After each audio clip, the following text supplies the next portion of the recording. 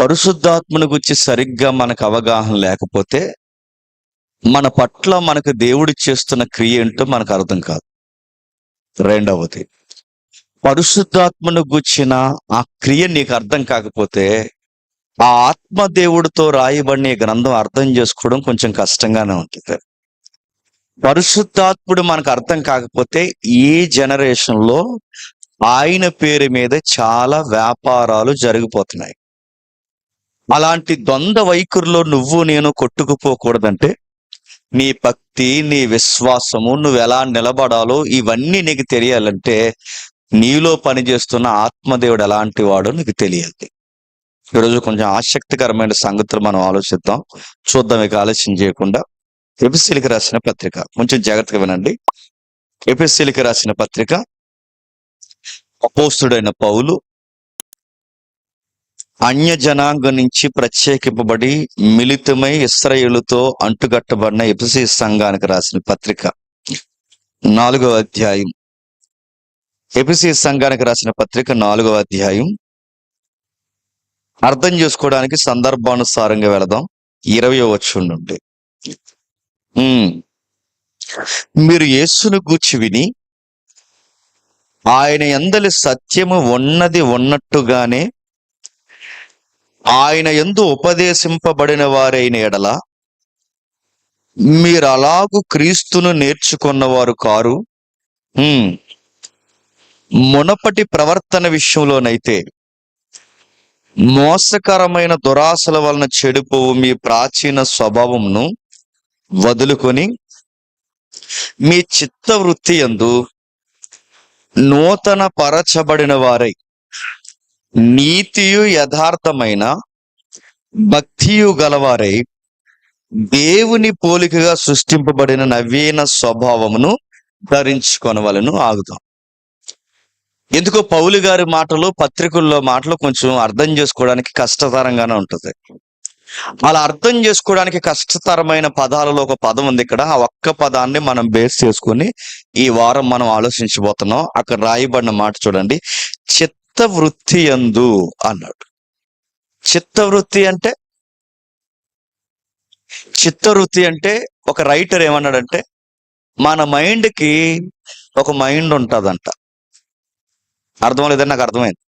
మరలా మన మైండ్కి అంటే ఈ మైండ్కి మరొక మైండ్ సెట్ ఉంటుంది. అంటే నీ మైండ్ కూడా కొన్ని ఇష్టాలు ఉంటాయి, నీ మైండ్ కూడా కొన్ని నచ్చని ఉంటాయి, నీ మైండ్కి కొన్ని ఫీలింగ్స్ ఉంటాయి. అది ఏం చేస్తుందంటే నీకు మంచి అంటే ఒక సత్య సంబంధమైన విషయం ఆ మ్యాటర్ నీకు కనబడి వినబడుతున్నా ఈ మైండ్ రిసీవ్ చేసుకోదంట. అర్థం అవ్వాలంటే ఒక ఉదాహరణ చెప్తాను వినండి. జగన్ గారు ఉన్నారు, సిబిఎన్ చంద్రబాబు నాయుడు గారు ఉన్నారు. ఇద్దరిని ఇష్టపడే ప్రజలు ఉన్నారు. జగన్ గారిని ఇష్టపడేవారు బాగా వినండి, జగన్ గారిని ఇష్టపడేవారు సిబిఎన్ గారి కోసం అంటే చంద్రబాబు నాయుడు గారి కోసం ఎంత మంచి విషయాలు వినబడినా ఆ మైండ్కి ఎక్కదు. చంద్రబాబు నాయుడు గారిని ఇష్టపడిన వారు బాగా వినాలి, జగన్ గారి కోసం ఎన్ని మంచి విషయాలు చెప్పినా ఆ బుర్రకి ఎక్కదు. ఎందుకంటే ఆ మైండ్కి ఒక మైండ్ ఉంది, ఆ బుర్రకి మరొక బుర్ర ఉంది, ఆ మైండ్కి ఒక మైండ్ సెట్ ఉంది. నువ్వెంతన్నా చెప్పు, నువ్వెన్నైనా మాట్లాడు, ఆ మైండ్కి ఎక్కదు. ఎందుకంటే ఆ మైండ్ ఆ వ్యక్తిని ఇష్టపడిపోయింది. ఇంకంతే. ఇంకా అతను గూర్చి నువ్వు ఎన్ని మంచి విషయాలైనా చెప్పు, ఆ నాయకుడు గూర్చి ఎన్ని మంచి విషయాలైనా చెప్పు, నీ బుర్రకి ఎక్కదు. ఎంత చెప్పినా, ఈ మాట అంటున్నానేమనుకోకండి, ఏదో ఒక బొక్క ఎదుగుతారు మీరు చూడండి. ఎంత చెప్పండి, కోడిగెడ్ల మీద ఏదో పీగుతారంటగా, అలా ఏదో ఒకటి. అంటే ఏ వ్యక్తి కొరకైనా అంటే మన మైండ్ ఒక దాన్ని ప్రిపేర్ అయిపోతుంది అన్నమాట. నీ మైండ్ కూడా కొన్ని ఇష్టాలు ఉంటాయా, దానికి ఒక ఫీలింగ్స్ ఉంటాయా, వాటికి కూడా ఒక ఒక ఒక రైమింగ్ అది ఫాలో అవుద్దంటే ఫాలో అవుద్ది. ఆ సెట్టింగ్ ఎప్పుడైతే మనకు మారలేదో, నీకు సత్యం ఎంత చెప్పినా, సత్యదేవుడిని ఎదురుగా వచ్చి నిలబడినా నీ మైండ్ నమ్మదు. మీకు ఇంకా బాగా అర్థం కావాలంటే ఒక విషయం చెప్తాను వినండి. ఎవరికైనా గొడవ జరుగుతుంది అనుకోండి, మనోడు వాడి దగ్గరకు వచ్చింది అనుకోండి, ఆ లాయర్స్ మైండ్ లో ఫీలింగ్ లేదా మధ్యవర్తుల యొక్క ఫీలింగ్ ఎలా ఉంటదంటే మరి ఇది పెద్ద పెద్ద విషయం కాదు. ఇంత చిన్న విషయానికి మీరు ఎంత ఇదైపోతున్నారు. మీరు ఎలా సమాధాన పడితే ఎట్ట అయిపోతుంది చక్కగా సమాధాన పడి దీనికి కూడా ఒరే జన నేల కోసం కూడా గొడవ పెట్టుకుంటున్నారు అన్నదమ్ములు ఒక గర్భానికి పుట్టి. ఇదేం గొడవరా, ఇద్దరు కూర్చుని మాట్లాడుకుంటే అయిపోయే విషయాన్ని మీరు ఎంత గొడవ పెట్టుకుంటున్నారు, ఇద్దరు కూర్చుని మాట్లాడుకుంటే అని ఈ మధ్యలో ఉన్నవారు చాలా వారిని సద్దుమణిగేలా సమాధాన పరిచేలా చేద్దామని అనుకుంటారు. ఈ మధ్యలో ఉన్న వాళ్ళకి మైండ్ ఏంటి చెప్పనా, మరి వీళ్ళకి ఎంత చెప్పినా అర్థం అవట్లేదర్రా. చాలా విషయాలు చెప్తున్నా, ఇది పెద్ద విషయం కాదు, జన నేల కోసం కొట్టుకుంటున్నారు. ఇంత చిన్న విషయానికి వీళ్ళు ఎంత పోట్లాడుకుంటారు, వీళ్ళకి అర్థం కాదని ఆ మధ్యవర్తులకి అనిపిస్తుంటది. కానీ అదే గొడవ మందనుకోండి, మీకు అర్థమైందో లేదో, అదే గొడవ మధ్యవర్తులకు ఉన్న మందనుకోండి, మీకు ఎలా ఉంటుంది చెప్పండి. ఇది చిన్న విషయమా? అంటే నా మైండ్ ఏమైంది చెప్పండి, ఒకటి ప్రిపేర్ అయింది. నా మైండ్ ఏమైంది చెప్పండి, దానికి సెట్ అయిపోయింది. నా మైండ్ ఏమైందంటే అది బయటోడికి చిన్న విషయమో గాని నా మైండ్ చూసే విధానం చెప్పండి చాలా పెద్దదన్నమాట. దీన్నే చిత్తవృత్తి అంటారు. నువ్వు ఒక లక్ష్యం పెట్టేసుకున్నావు, నువ్వు ఒక స్కేల్ ఏర్పరచుకున్నావు, నువ్వు ఒక కొలత పెట్టుకున్నావు. ఆ కొలత మారనంత కాలము దేవుడు నీ కళ్ళ ముందు అద్భుతాలు చేసినా నీ బుర్రకెక్కదు. ఈయన నిజ దేవుడని ఎంత ప్రకటన చేసినా నీ బుర్ర పనిచేయదు. నీకు దేవుడే ఈ నేచర్కి అతీతమైన క్రియలు జరిగించిన నువ్వు నమ్మో. ఎందుకంటే నీ మైండ్కి ఒక మైండ్ ఉంది. అర్థం చేసుకోవడానికి లేఖనాల యొక్క అడుగుల్లోకి వెళ్దాం, ఒకసారి చూద్దాం. చూడండి ఒకసారి మార్కు సువార్త అపవిత్రాత్మల మీద వారికి అధికారం ఇచ్చి ప్రయాణం కొరకు చేతికర్రను తప్ప రొట్టెనైనను జాలినైనను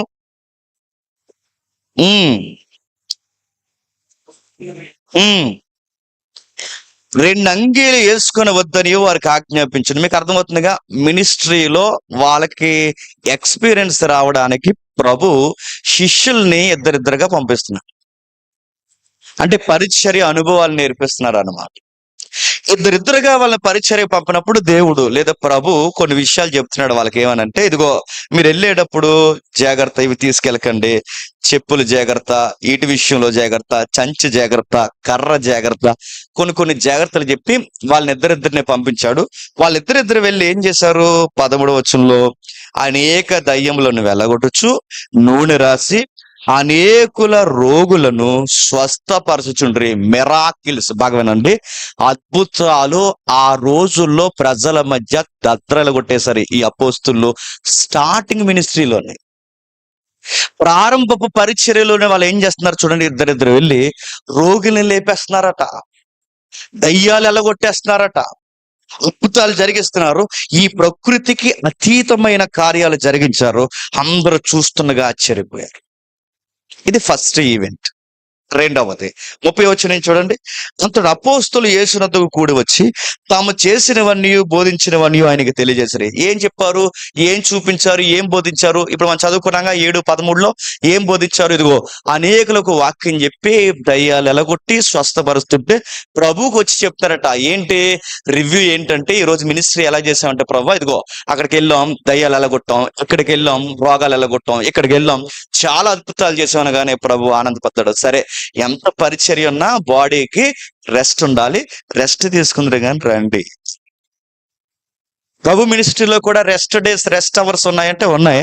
అందుకే వాళ్ళకి రెస్ట్ టైమింగ్ ఇస్తున్నాడు, రెస్ట్ తీసుకోండి, ఎందుకంటే మినిస్ట్రీ చేయాలి, అలాగే మీ ఆరోగ్యాన్ని కూడా చూసుకోవాలి రండి అని చెప్పి వాళ్ళని తీసుకెళ్ళి అరణ్యం ఆవలకి తీసుకెళ్తుంటే, అప్పుడు మీరు ఏకాంతంగా అరణ్య ప్రదేశంలోకి వచ్చి కొంతసేపు అలసట తెచ్చుకోండి, రెస్ట్ తీసుకోండి బాడీకి అని. ఎప్పుడైతే వాళ్ళకి రెస్ట్ తీసుకోమంటున్నాడో, వీళ్ళ రెస్ట్ టైంలో పలానా దిక్కునంటే వీళ్ళకి విడిది గదిగా అరణ్యంలో ఉందని, లేదా వీళ్ళకి విడిది స్థలము అరణ్యం అందు ఉందని పబ్లిక్ అర్థమైపోయిందండి. వెంటనే ఇలా వెళ్ళే పబ్లిక్ అంతా వీళ్ళు ఎక్కడ రెస్ట్ తీసుకుంటున్నారో అక్కడికి వచ్చేసారు. ఎంతమంది వచ్చారు, 5,000 మంది పై జనాంగం వచ్చేసారంట. 5,000 మంది పై జనాంగం వచ్చేస్తే ఇంక అడుగుతున్నాయి, ఇంక రెస్ట్ ఏముందండి? మొన్న మధ్య నాకు కొంచెం సిక్ అయ్యాను. ఈ అనంతపురం ఏరియా లైవ్ చూస్తారులేండి, చూస్తున్నారని కదా చెప్తున్నాను. అనంతపురం ఏరియా పైకి వెళ్తే మనం ఎక్కడికి వెళ్ళినా ఏం గొంతమ్మ కోరికలు అడగం, కాస్త ఒక గంట మమ్మల్ని వదిలేయండి, పడుకుంటాం అంటాం. వచ్చారండి, ఓ తమ్ముడు వచ్చాడు. ఆ తమ్ముడు వచ్చి టకా టకా డోర్ కొట్టేసి, లేవండి లేవండి అన్నారు. "ఒరేయ్, మాకు రెస్ట్ లేదు, మాకు కొంచెం నీరసంగా ఉన్నాం, కొంచెం మమ్మల్ని వదిలేయండి రా తమ్ముడు" అంటే, వచ్చి ఆ జాన్ అనే తమ్ముడు నా దగ్గర ఉంటాను లేపి, "అన్నయ్య ఏడి" అని అడిగారు. "ఆ అన్నయ్య కొంచెం రెస్ట్ లోను, కొంచెం సిక్ అయ్యాడు కదా, కొంచెం వదిలేయండి" అంటే, "ఏం చేస్తున్నాడు" అని అడిగాడు. "నిద్రపోయాడు అన్నయ్య" అన్న. "బాగా నిద్రపోయాడా, కొంచెం నిద్రపోయాడా" అని అడిగాడు. నాకు తిక్కలేసిపోయిందండి. బాగా నిద్రపోయాడా, కొంచెం నిద్రపోయాడా అని. కానీ నేను లెగిసాను. "ఒరేయ్, మిమ్మల్ని డబ్బులు అడిగామా? మేము రాను పోను సాధ్యం ఏమన్నా అడిగామా? మీకు ఎలాంటి స్పీకర్లు ఉండాలంటే 50,000 అకౌంట్లో వేస్తే గానీ రానని స్పీకర్లు ఉంటేనే మీరు కరెక్ట్ గా మాట వింటారు. మేము ఏమి అడిగాం, ఒక గంట మమ్మల్ని వదిలేయండి రా, మాకు ఒళ్ళు నొప్పులు జ్వరాలు ఎక్కువైపోయినాయి అంటే, అది కూడా మరి వదలడు. అంటే నేను ఎందుకు చెప్తానంటే, వాళ్ళ ప్రేమ రాక రాక వచ్చాడు, మాతో మాట్లాడతాడు, కొన్ని కుటుంబాలు ఉన్నాయి అని వాళ్ళ ప్రేమతో వాళ్ళు మన దగ్గరకు వచ్చి మాట్లాడుతున్నప్పుడు మనకు ఎలా ఉంది, మనకు రెస్ట్ లేక మమ్మల్ని తినేయకండ్రా మీకు దండం పెడతామంటే, వాళ్ళ తర్వాత నవ్వుకున్నాం. సరే వదిలేండి రా, మీ సంగతి ఏంటని చెప్తే బలవంతంగా మాట్లాడి వెళ్ళిపోయారు. లింగు అని 4 మీటింగ్లు తిరిగే బోర్డు స్పీకర్లకి మనకి ఎంత రెస్ట్ లేకుండా జనాలు ఎంత పబ్లిక్ ఫాలోయింగ్ ఉంటే, నేను అడుగుతున్నాను, వండర్స్ చేసి దయ్యాలు ఎలగొట్టి అద్భుతాలు చేసి ఇలాంటి వారికి అడుగుతున్నాను, ఇంకెంత ఫాలోయింగ్ ఉంటదండి? అరణ్యంలో ఉన్నారంటే వచ్చేసారట 5,000 మంది. సోటా స్పీకర్లు మనకే నలుగురు వచ్చి మనల్ని గౌరవించి మనల్ని నిద్ర లేపేస్తుంటే వాళ్ళకి ఎలా ఉంటది? ఎంత అంటే వాళ్ళకి వేల మంది వచ్చేసారు. ప్రభు అన్నాడు, "సరే వచ్చారుగా, పంపించేయకండి, కూర్చోబెట్టండి." మాట్లాడుతున్నాడు. ప్రభు మాట్లాడి విస్తరించి మాట్లాడుతుంటే చాలా టైం అయిపోయింది. అసలే వీళ్ళని అరణ్యానికి ఏమని తీసుకెళ్ళాడండి? రెస్ట్ అని తీసుకెళ్ళాడు. రెస్ట్ పక్కన పెట్టి ఏం చేస్తున్నాడు? వీళ్ళందరికీ రెస్ట్ లేకుండా వాకింగ్ చెప్తున్నాడు. ఈ వాకింగ్ చెప్తుంటే శిష్యులు చేయాల్సిన పని ఏంటి? గురువు గారు వాకింగ్ చెప్తున్నారు అనుకోండి, శిష్యులు ఏం చేయాలి? పక్కన నిలబడో, సపోర్టెడ్ గా ఉండి, అవును, ఎస్, ఎస్, ఇదే కదా ఫీలింగ్. ఇలాంటి ఫీలింగ్ అంతే ఇస్తున్నారు. ఈయన ఇంకా ముగించుడు, ముగించుతాడా లేదని డౌట్ వచ్చింది. మధ్యలో కంగారు వచ్చేసి శిష్యుల్లో మరి పేర్లు ఎవరో గాని వాళ్ళ మధ్యలోకి వచ్చి అన్నారట, "ప్రభువా, నీకు విషయం చెప్పాలి, లైటింగ్ పోతుంది" అన్నారట. అంటే సన్ రైజ్ పోతుంది, లైటింగ్ డౌన్ అయిపోతుంది, పైగా పొద్దుటి నుంచి వీళ్ళు ఏం తినలేదు ప్రభు, ఈ టైంలో వీళ్ళని ఇప్పటికిప్పుడు ఇప్పటికిప్పుడు వీళ్ళని బయటికి పంపించిన వీళ్ళకి ఏం దొరకదు? భోజనం దొరకదు. ఇప్పటికిప్పుడు వీళ్ళు బయటికి పోయినా భోజనం దొరకదు, కొనుక్కుందాం అనుకున్న దుకాణాలు ఉండవు. ఇలాంటి టైంలో వాళ్ళని వదలకపోతే ఏమైపోతారు ప్రభువా?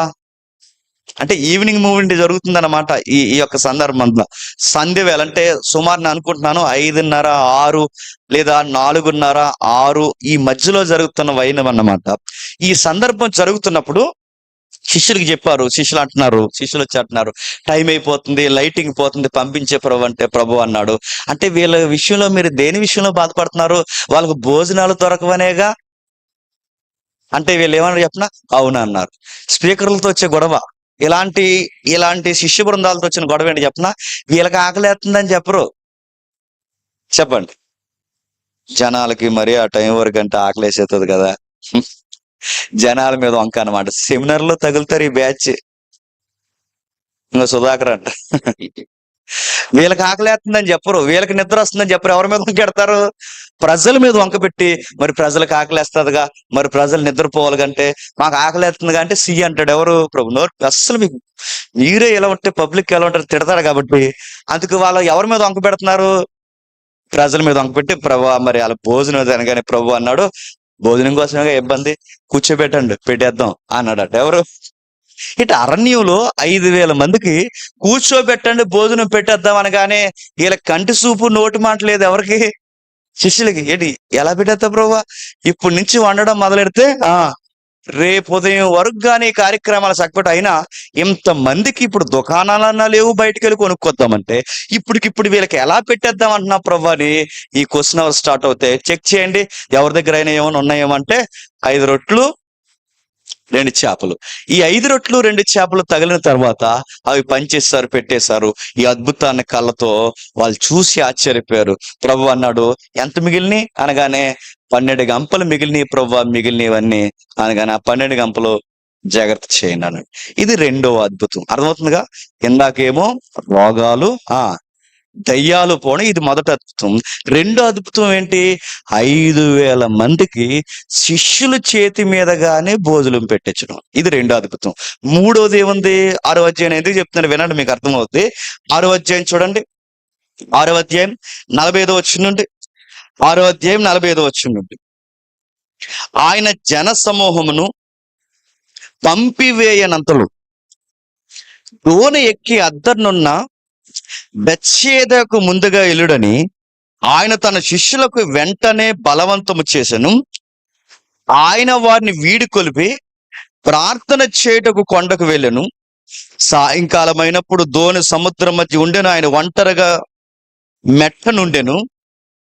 అప్పుడు వారికి గాలి ఎదురైనందున దోణి నడిపించడం వారికి మిక్కిలి కష్టమగుచుండగా ఆయన చూసి రాత్రి ఇంచుమించు 4వ జామున సముద్రం మీద నడుచు వారి యొద్దకు వచ్చి వారిని దాటిపోవాలని నుండెను.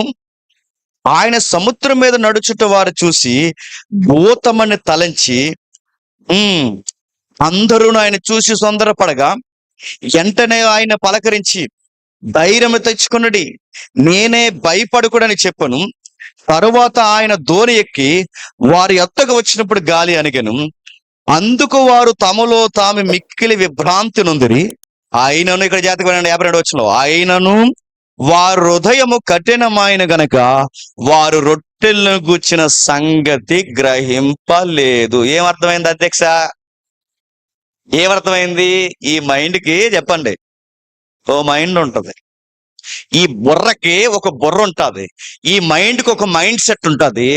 ఆ మైండ్ సెట్ లో ఉన్నంత కాలం నీకు కళ్ళ ముందు దేవుడు సముద్రం మీద నడిచొచ్చిన చెప్పండి, నువ్వు నమ్మవు. 5,000 మందికి నీ చేతులతో రొట్టెలు పెట్టించిన నువ్వు సముద్రం మీద దేవుడు నడిచొస్తున్నాడంటే నమ్మవు. రోగాలు ఎలగొట్టింది మీరే ఎలగొట్టారు, దయ్యాలు ఎలగొట్టింది మీరే ఎలగొట్టారు. ఇన్ని అద్భుతాలు కళ్ళ ముందు చూసిన వాళ్ళకి వీళ్ళకి ఏమనిపించాలి? అయ్యో, 5,000 మందికి అరణ్యంలో ఆహారం వడ్డించిన ఈ దేవుడు, దయ్యాల్ని ఎలగొట్టించిన ఈ దేవుడు, రోగుల్ని స్వస్థపరిచిన ఈ దేవుడు సముద్రం మీద రావడం పెద్ద సంగతి అని అనుకోవాల్సింది పోయి రొట్టె సంగతిని బేస్ చేసుకుని సముద్రం మీద కూడా ఈ దేవుడు నడవగలడని నమ్మాల్సింది పోయి దయ్యమేమో అన్నారట.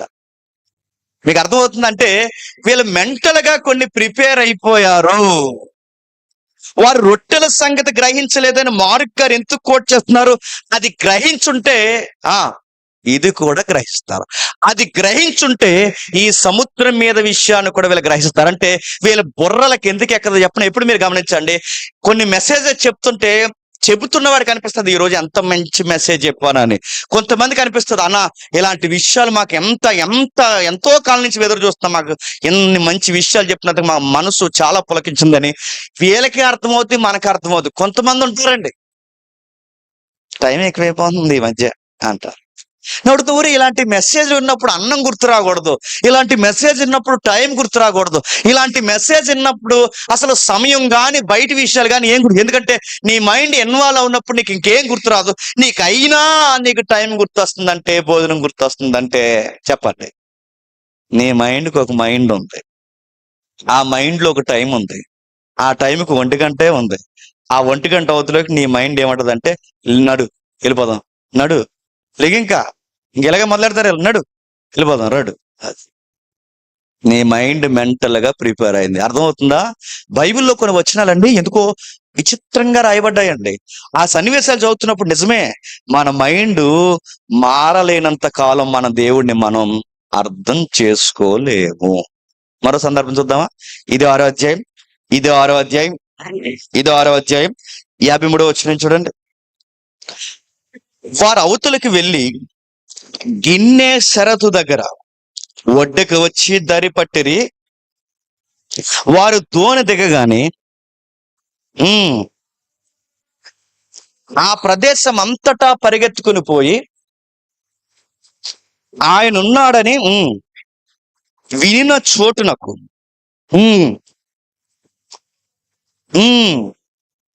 ఏంటట, మంచాల మీద తీసుకొచ్చేస్తున్నారట, రోగుల్ని మోసుకుని వచ్చేస్తున్నారట.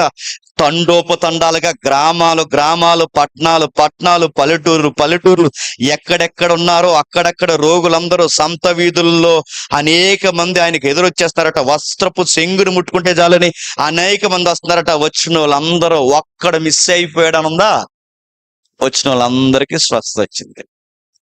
ఈ మధ్యకాలంలో వచ్చిన వాళ్ళందరికీ స్వస్థత వస్తుందా? ఈ స్వస్థత సాల్లో సెంటర్లో పెడుతున్నారుగా కళ్యాణ మండపాల్లో, వచ్చిన వాళ్ళందరికీ స్వస్థత వస్తుందా? ఏం పేరు నీ పేరు అని అడిగారంట. ఆ పేరు అని అనగానే, ఆగు నేను చెప్తాను, నీ పేరు సతీష్ కదా అన్నారట. కాదండి, సంతోష్ అన్నారట.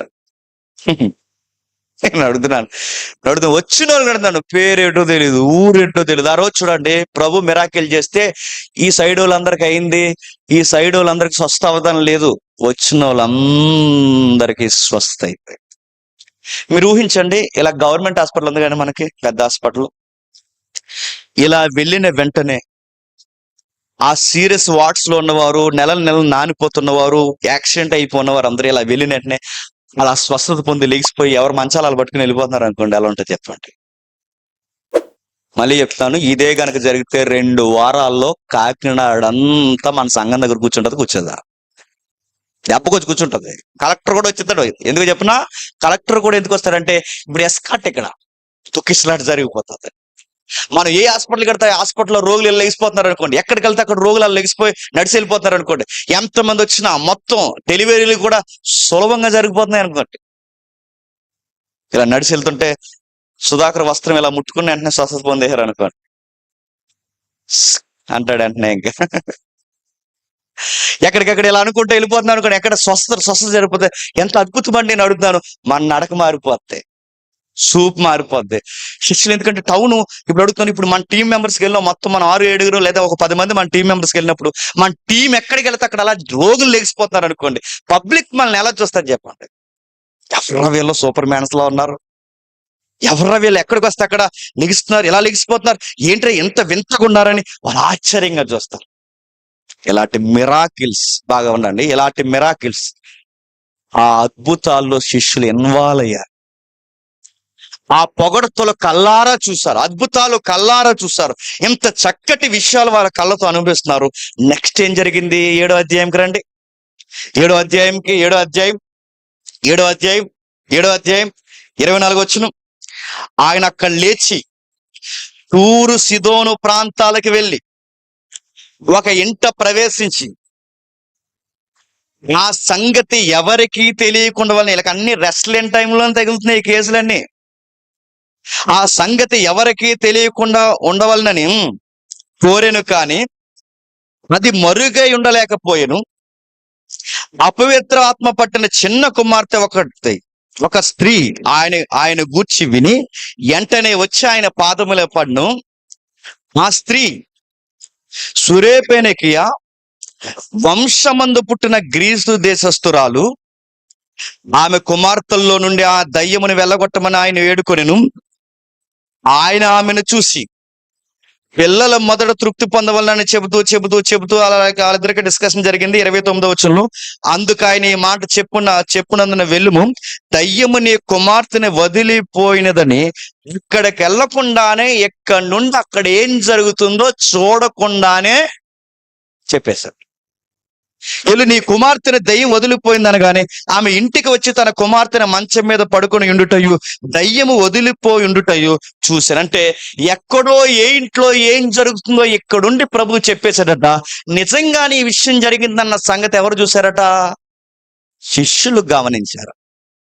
ఇందాకేమో సంత వీధుల్లో, పల్లెటూరుల్లో, పట్టణ ప్రాంతాల్లో నుంచి వచ్చిన అనేక మంది రోగులు లేచి నిలబడడంలో, ఆ అద్భుతాల్లో వీళ్ళు ఇన్వాల్వ్ అయ్యారు, పాలు పంపులు పొందారు. ఇక్కడ ఏం జరుగుతుంది? ఎక్కడో దయ్యం పుట్టిందని ఒక కేసు, వాళ్ళ మమ్మీ ఇక్కడికి వచ్చి ప్రభుని రిక్వెస్ట్ చేసుకుంటే, వెళ్ళు, ఆల్రెడీ కుమార్తెని దయ్యం వదిలిపోయిందని. ఇక్కడ జరిగిన విషయాన్ని ఇక్కడ నుంచి చెబితే ఈ అద్భుతాన్ని కూడా చూసి వాళ్ళు ఆశ్చర్యపోయారు. అంటే ఇంకేం జరుగుతున్నాయి? ఇదే 7వ అధ్యాయం ఎందుకు మాట్లాడుతాం మీకు అర్థమవుద్ది. ఇదే 7వ అధ్యాయం 31వ వచనం చూడండి. ఆయన మరల తూరు ప్రాంతములో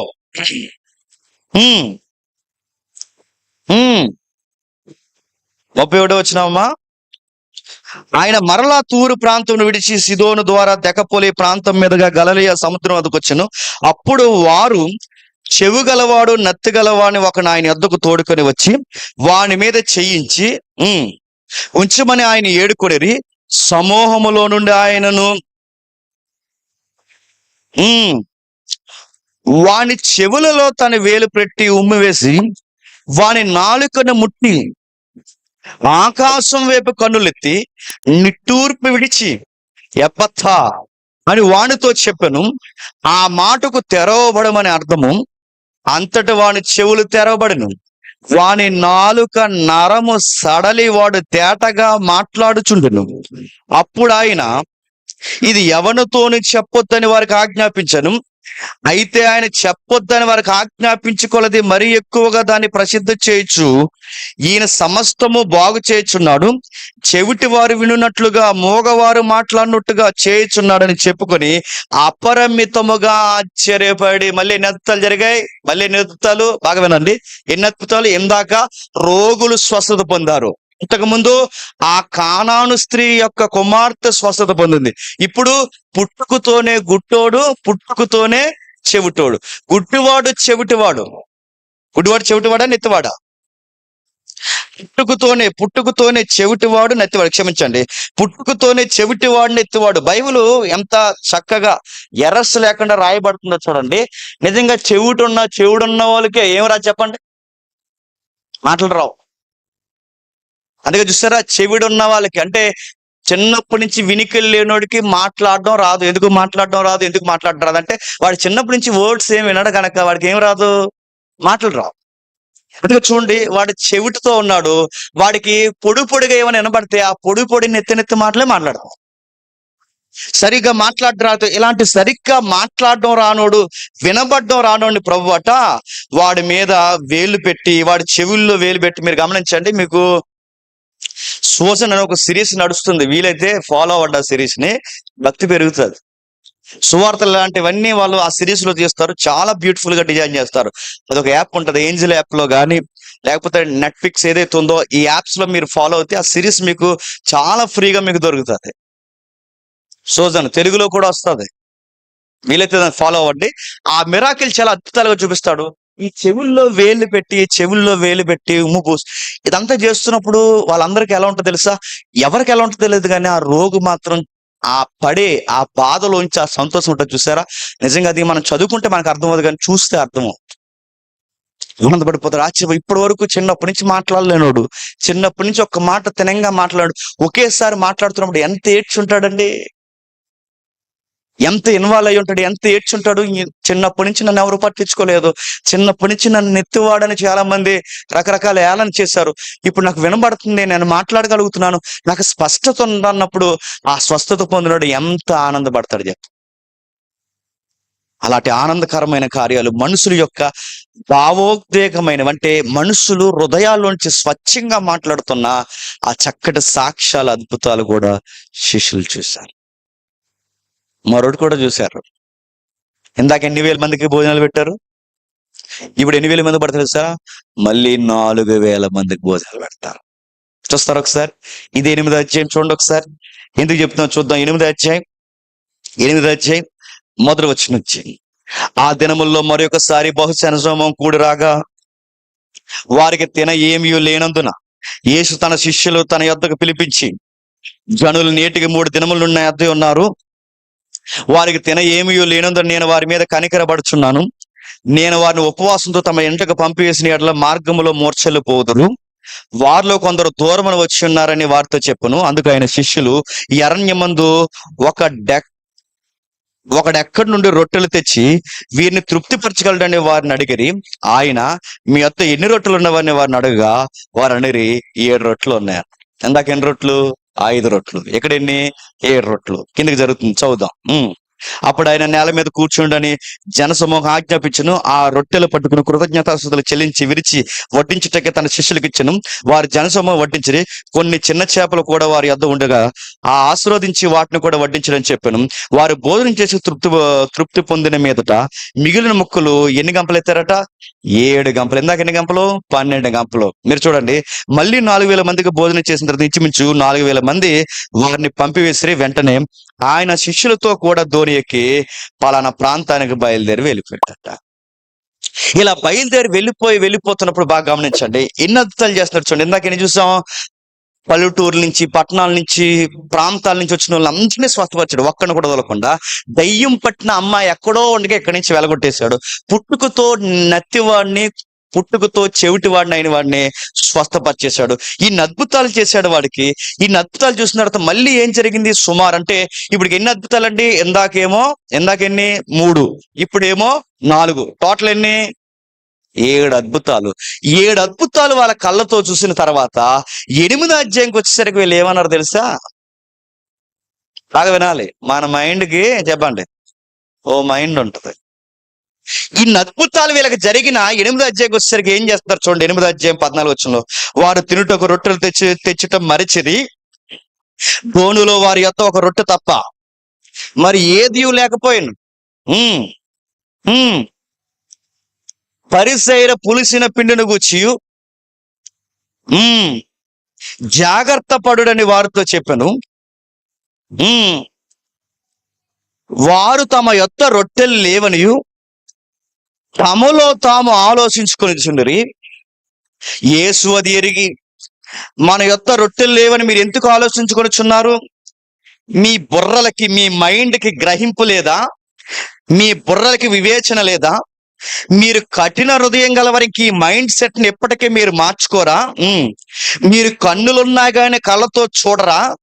చెవులున్నా గానీ ఆ చెవులతో వినరా? నేను చేసిన విషయాలు ఇంకేమి మీకు జ్ఞాపకాలు రావా? సుమారు ఇప్పటికి 7 అద్భుతాలు చేశాను, మీకు ఏమి జ్ఞాపకాలు రావట్లేదా?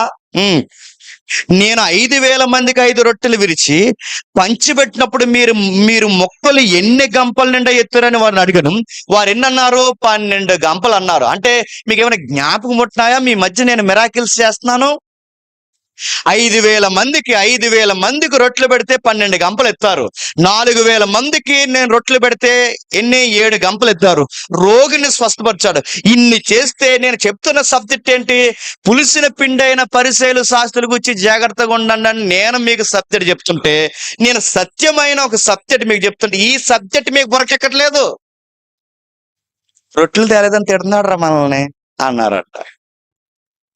ఇంక తేలేదని చెప్తే ఇంకేమంటాడో ఏంటో చూసారు. ఎల్లెల్లి డిస్కషన్, ఒరే పులిసిని పిండి కోసం మాట్లాడుతున్నాడు, ఆ రొట్టెలు కానీ పుల్లిపోని అనుకుంటాడేమో, అయినా మనం తేలేదు కదరా అంటున్నారట. కొన్నిసార్లు ఇలా బట్టలు చింపేసుకోవాలనిపిస్తుందండి. ఇలా ఇంత మెసేజ్ చెప్తే వీళ్ళకి స్పందన లేదట అనగానే మనకి ఎలా ఉంటుంది చెప్పండి? ఇలా సింపేసుకుని ఇంకా జేబులో సేయట్టుకుని అలా వెళ్ళిపోవడం, ఇంకా బీచ్కి.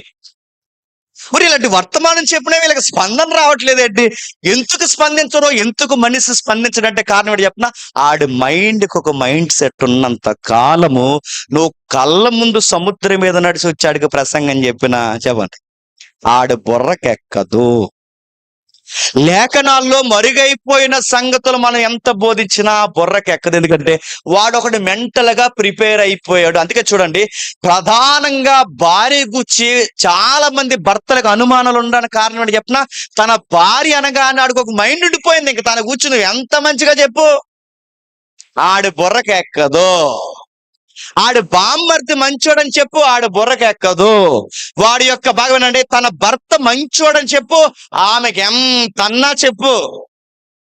తన భర్త కోసం ఆవిడ ఒకటి సెట్ చేసుకుంది మైండ్ లో, ఎంత చెప్పినా ఇంకెక్కదు.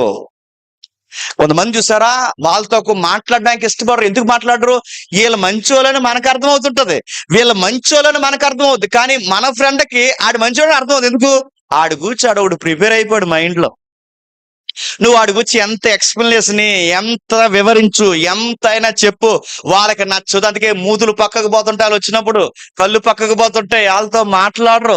ఎందుకంటే వాళ్ళని అలా సెట్ చేసుకున్నారు వాళ్ళ మైండ్లో. ఎందుకంటే వాళ్ళ మైండ్కి ఒక మైండ్ ఉంది వాళ్ళ మీద. నువ్వెంత వివరించు, నేను అడుగుతున్నాను. స్నేహాలు ఇడిపోవడానికి కారణం ఏంటి? ఆ స్నేహంలో ఆ స్నేహంలో వాడు మైండ్ లో ఏదో పెట్టుకున్నాడు. కాపురాలు విడిపోవడానికి కారణం ఏంటి? వాడు మైండ్ లో ఏదో పెట్టుకున్నాడు. వెంటనే వివరించి మనం అనుకుంటే మధ్యలో ఉండి ఇలా సమాధాన పరచడానికి వెళ్తాం కదా, మధ్యలో ఉండి మనం సమాధాన పరచడానికి వెళ్ళి మరి ఎంత చిన్న విషయానికి కాపురం పాడు చేసుకుంటారా? నీకు చిన్న విషయమే, ఆడి మైండ్ లో చాలా పెద్ద విషయం పెట్టుకోండి. నువ్వు ఎంత చెప్పు ఆడు బుర్రకి ఎక్కదు. నువ్వు పెద్ద పోటీకెళ్ళ మధ్యలో వెళ్ళి సెటిల్మెంట్ చేద్దాం అనుకుంటా, ఆడ చెట్లు ఆవిడగా కావడం. ఎందుకంటే ముందు ఇది సెట్ అవ్వాలి. ఏదే చెప్పండి, నువ్వు ఎంత చెప్పు ఆడికి ఎక్కదు. నువ్వు ఎంత చెప్పిన తర్వాత స్టోరీ అంతా చెప్పిన తర్వాత సింపుల్ గా ఒక మాట అంటాడు, నీకు తెలదు బ్రో అంటాడు. బ్రో అనగానే ఇంక వెళ్ళిపోవడం, ఇంక మనం అంతే. ఇంకా నువ్వు ఎంత గురించి నీకు తెలియదు బ్రో వారి గురించి. అసలు ఆడు ఏమన్నాడు నీకు తెలుసా? నువ్వు నా ప్లేస్ లో ఉంటే చెప్పండి, నువ్వు నా ప్లేస్ లో ఉంటే అప్పుడు తెలుసుదంటే వీడి మైండ్ లో ఒక మైండ్ సెట్ చేసుకున్నాడు.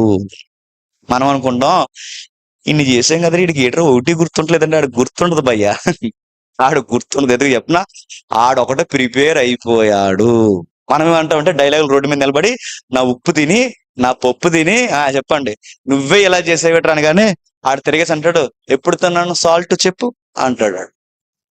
ఆడికి ఎక్కదు. నువ్వు ఎంతన్నా వివరించు ఆడ బుర్రకి ఎక్కదు. మానవ సమాజానికి ఇలాంటి మైండ్ సెట్ ఉందని బైబిల్లో అలాంటి రికార్డ్స్ కనబడుతున్నప్పుడు మీకు ఏమనిపిస్తుందో నాకు తెలియదు, కానీ మనకి ఎందుకు దేవుడు అర్థం కాడు చెప్పనా? ఈ మైండ్ ఒకటి ఉండిపోయిందండి, అందుకే మనకు అర్థం కూడా. ఈ మైండ్ పరిపక్వత రానంత కాలం, ఈ మైండ్ చేంజ్ అవనంత కాలం, ఈ మైండ్ కొత్తగా అది అభివృద్ధి అంటే సత్యాన్ని సత్యంగా, ఏది నిజమో ఏది అబద్ధమో అలా స్వీకరించినంత కాలము నీకు దేవుడు అర్థం కాడు కనుక అర్థం కాడు. ఇంకో ఉదాహరణ చెప్పనా, ఇప్పుడు గూగుల్ ఉంది, కొత్తగా వాట్సాప్ లో అనే ఒక టెక్నాలజీ వచ్చింది. మీరు ఏదైనా ఇన్ఫర్మేషన్ పక్కాగా జెన్యూన్ ఇన్ఫర్మేషన్ ఇమ్మని గూగుల్ని అడగండి, ఇస్తుంది ఇవ్వదా? ఇదిగో నిన్న ఒక సహోదరు నన్ను క్వశ్చన్ అడిగింది, మొన్న మనం ప్రశ్న అడిగింది. ఆ ప్రశ్న ఏంటంటే ఈ ఎవరైతే ఉన్నారో ఈ ఆంగ్లీయులు ఎవరైతే ఉన్నారో ఇంగ్లీష్ వారు బైబిల్ మీద ఎటకారం వీడియోలు చేస్తున్నారు. ఎటకారం వీడియోలు ఏంటంటే ఒక కామెడీ వీడియో పెట్టారు. కామెడీ వీడియో ఏంటంటే మత్తయి గారు మత్తయి సువార్త రాస్తుంటే లూకా మార్కులు ఇలా కాపీ కొడుతుంటారు అనమాట.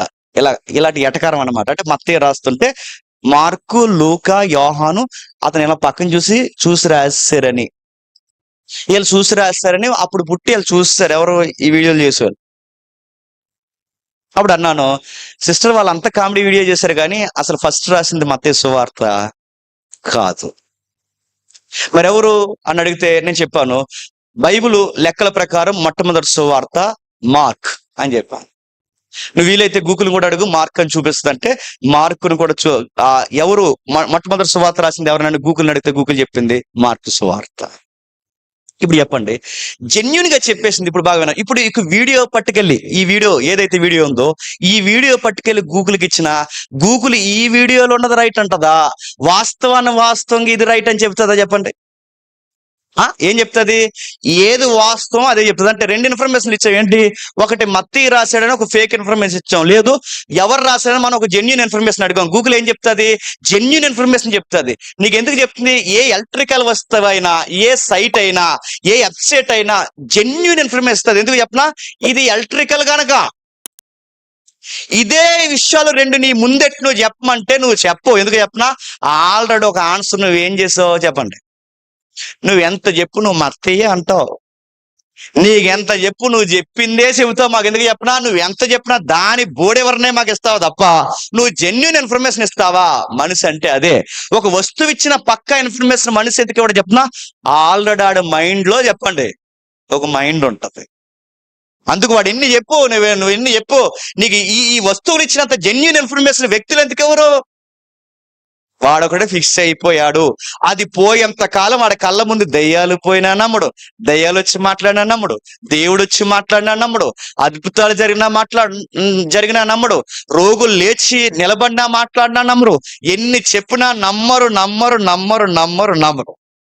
అందుకే ప్రభు అన్నాడు, తిడుతున్నాడు చూడండి, వాళ్ళు ఏమంటున్నాడు చూడండి. అందుకు ఆయన, మీరు ఇంకనూ గ్రహింపకున్నారా? ఏంటట? మీరు ఇంకనూ గ్రహింపకున్నారా? ఎప్పటికీ మీకు ఎక్కదు. ఎందుకంటే ఆ మైండ్ ఉన్నంత కాలము వాళ్ళకి బుర్రలు పనిచేయవు.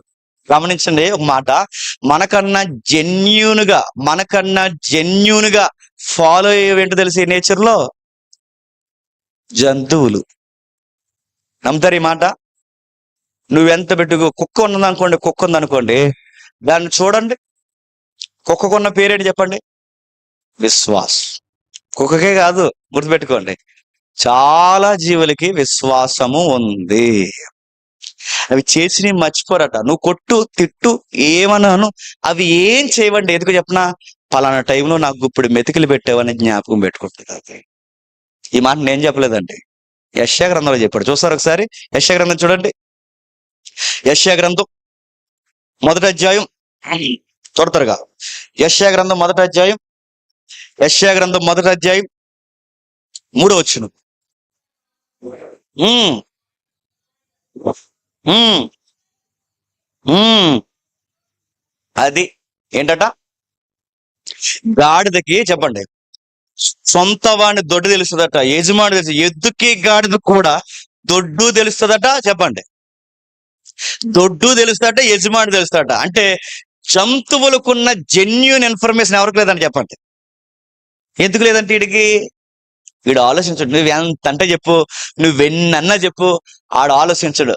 ఎన్నన్నా చెప్పండి బ్రదరు, దేవుడు మనసులో ఉంటే సరిపోదు బ్రదర్, చర్చికే అంత రావాల్సిన అవసరం చెప్పండి లేదు బ్రదర్. ఆడుకు అదో రకంగా ఉంటాడండి మనిషి, మీరు గమనించండి. అలా కాదు, దేవుడు సువార్త చేయమనంటే, బ్రదరు సువార్త చేయాలి, కానీ మనం ఎప్పుడు సువార్త చేయాలంటే మనం పరిపూర్ణంగా మారిన తర్వాత చేద్దామని అనుకుంటున్నాను బ్రదర్. అందుకే ఇంకా నేను సువార్త చేయట్లేదు. అది కాదు బ్రదరు, పరిపూర్ణంగా చచ్చే వరకు మనం చచ్చే లోపు మారుతాం. ఈ లోపు మరి మనం సువార్త చేయాలి కదంటే, అంటే నువ్వు ఎన్నైనా చెప్పు బ్రదర్, నా మనసుకి ఏమనిపిస్తుంది అంటే చెప్పండి, నేను ఇంకా మారాకే నేను సువార్త చెప్పాలనుకున్నాను. మీరేం చెప్పండి.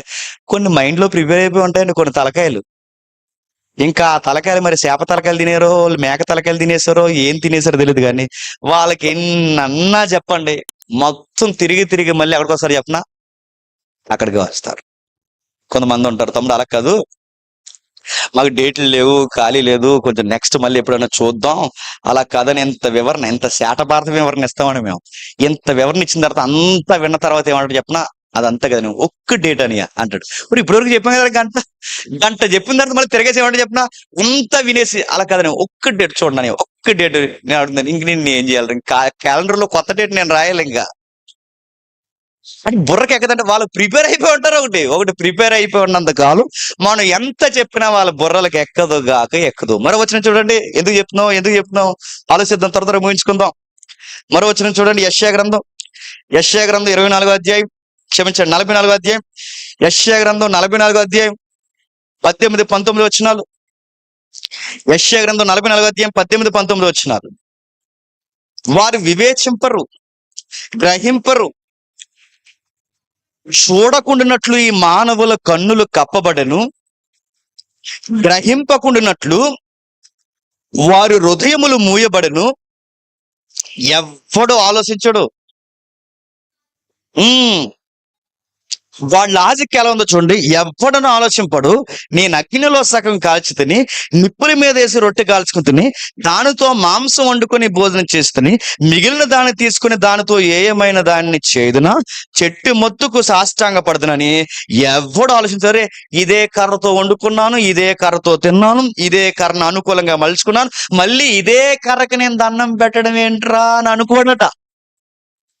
ఎందుకో చెప్పిన, ఆడికి ఒక ఫీలింగ్, ఒక ఫిలాసఫీ, ఆడి మైండ్కి ఒక మైండ్ ఉంటుంది. ఆ మైండ్ చెప్పిన ప్రతి దానిలో చెప్పండి ఉన్నవాడు ఉన్నాడు అంటారంటే, అలా ఎలా ఉంటాడురా? మనం చేసుకున్న దాంట్లో ఎలా ఉంటాడంటే, నువ్వెన్నన్నా చెప్పు బ్రో, చెప్పండి ఉన్నాడు బ్రో అంట. ఈ బ్రోలకి వైపు నీ మధ్య నువ్వెన్నన్నా చెప్పు బ్రో, ఉన్నాడు బ్రో, నాకు అనిపిస్తుంది బ్రో మీకు విషయం చెప్పనా, సంకల్పం గట్టిదైతే, ఈ ఎదవ డైలాగులు బయట ఉంటాయి, సంకల్పం గట్టిదైతే, దేవుడిని బలంగా మన మనసులో అనుకుంటే అయిపోద్ది బ్రో అన్నారట.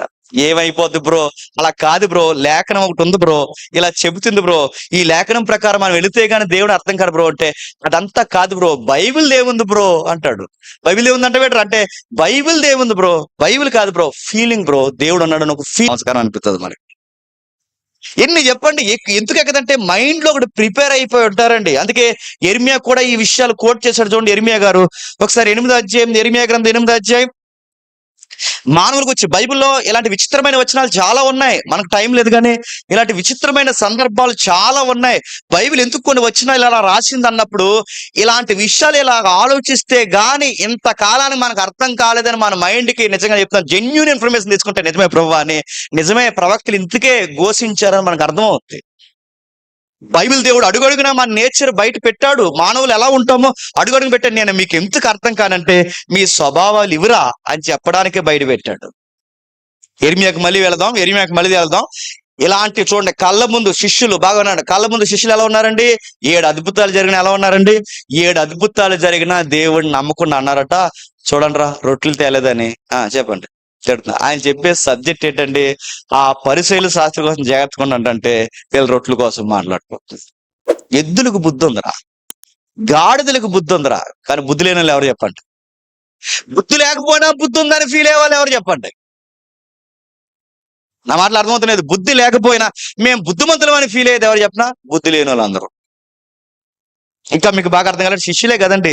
ఇది ఇప్పటి నుంచి వ్యవహారం కాదండి. ఆది మానవుడి దగ్గర నుంచి ఇప్పటి వరకు ప్రతి మానవుడు అలాగే ఉన్నాడు. శిష్యులే 7 అద్భుతాలకి ఎలాగైపోతే అద్భుతాలకే పెట్టింది పేరు ఎవరు చెప్పిన? ఇశ్రాయేలీయులు.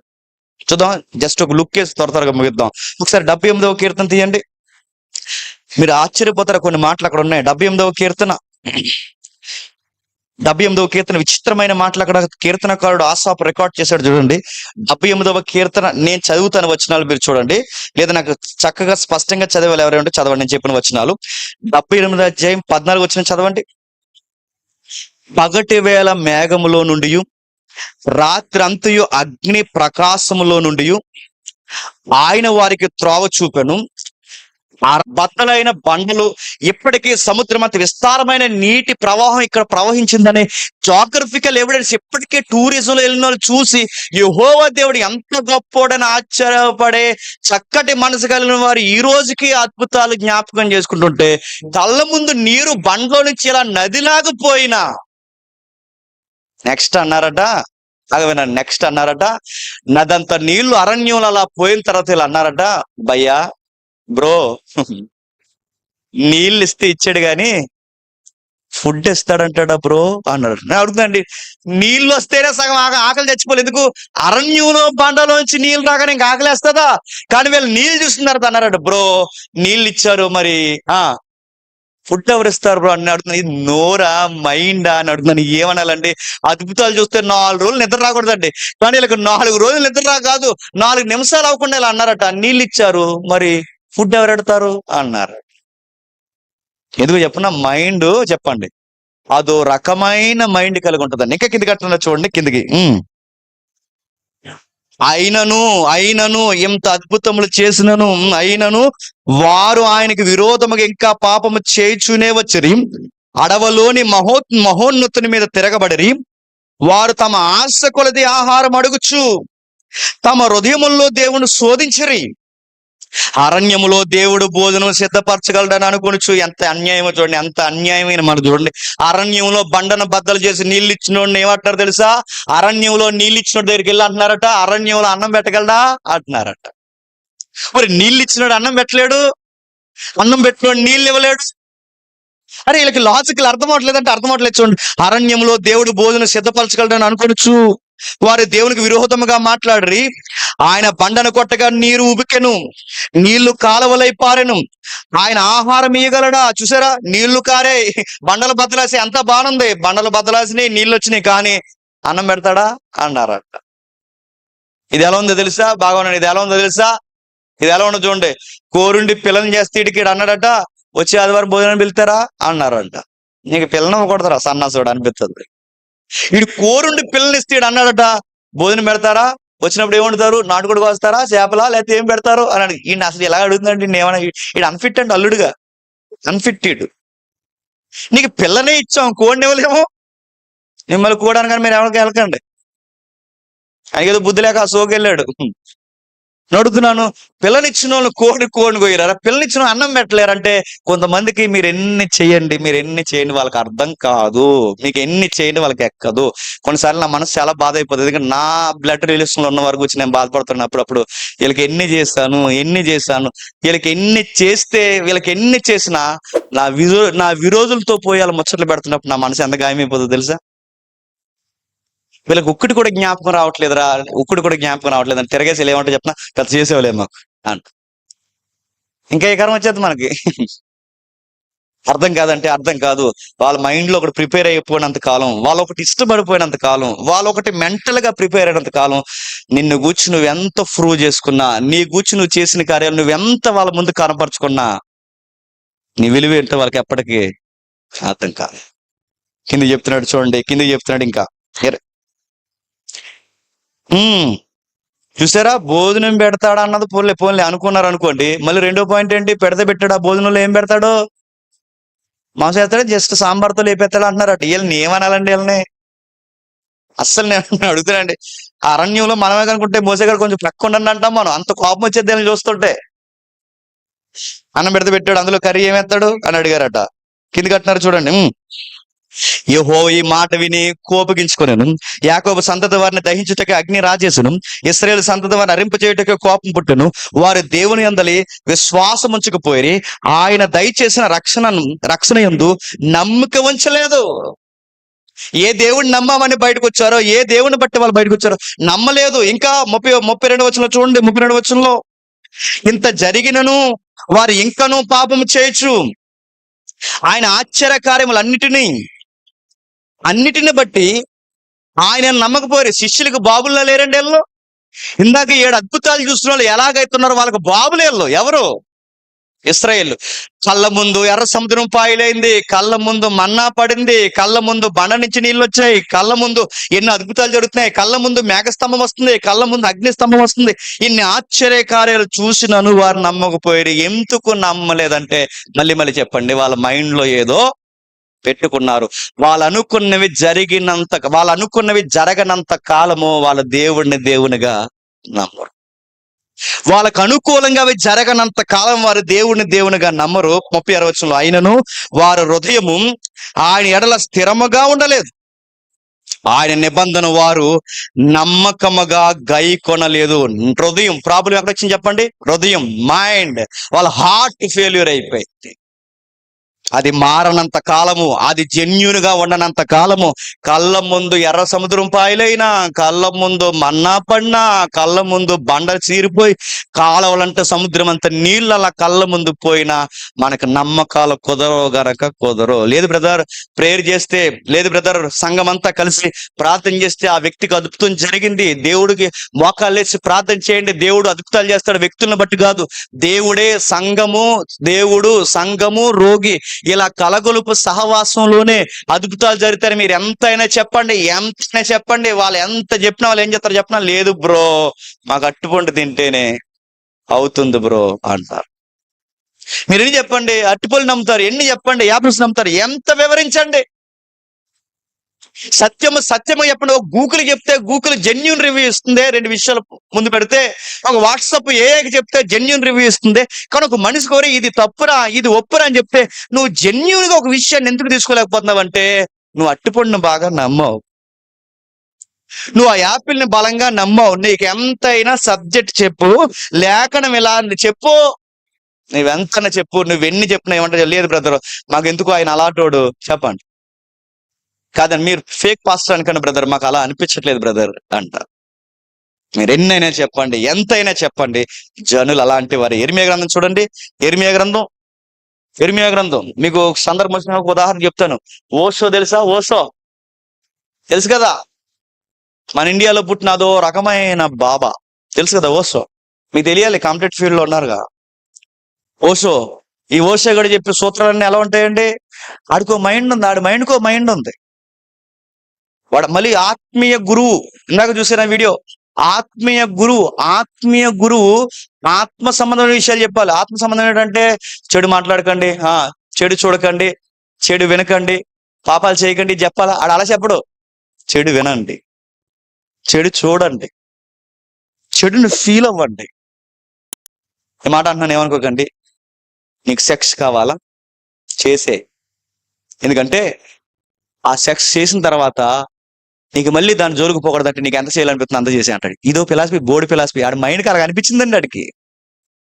చిన్నప్పుడు నేను ఎప్పుడో ఒక పాస్టర్ గారు ఎగ్జాంపుల్ చెప్తుంటే, అరే బలి చెప్పాడు ఎగ్జాంపుల్ అనుకున్నాను, కానీ ఇంతకీ ఇది ఓసే ఎగ్జాంపుల్ అని నాకు ఇప్పుడు అర్థమవుతుంది. చిన్నప్పుడు ఒక పాస్టర్ గారి దగ్గరికి ఒక కుర్రోని తీసుకొచ్చారట. వాడికి స్మోకింగ్ అలవాటు ఉందంట. చుట్ట కాలుస్తాడట. చుట్ట కాలుస్తుంటే ఏం చెప్పాలి, వారు బాబు కాల్చకరా నీకు ప్రాబ్లం వస్తుంది, ఇలాగరా నా పాస్టర్ గారు చెప్పాలిగా.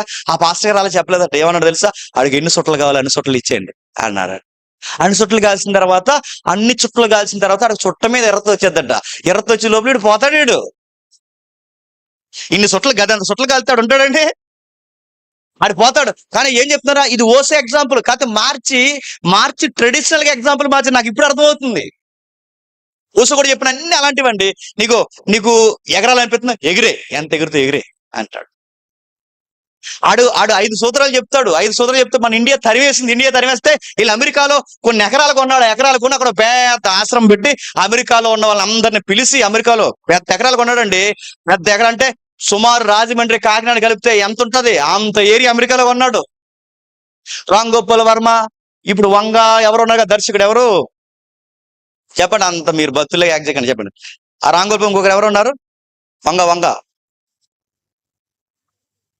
ఇప్పుడు లేటెస్ట్ దర్శకుడు సందీప్ వంగ. ఈ సందీప్ వంగ, ఈ రామ్ గోపాల్ వర్మ, వీళ్ళందరూ ఎవరు ఫిలాసఫీ ఫాలో అవుతారు తెలుసా, ఓసో.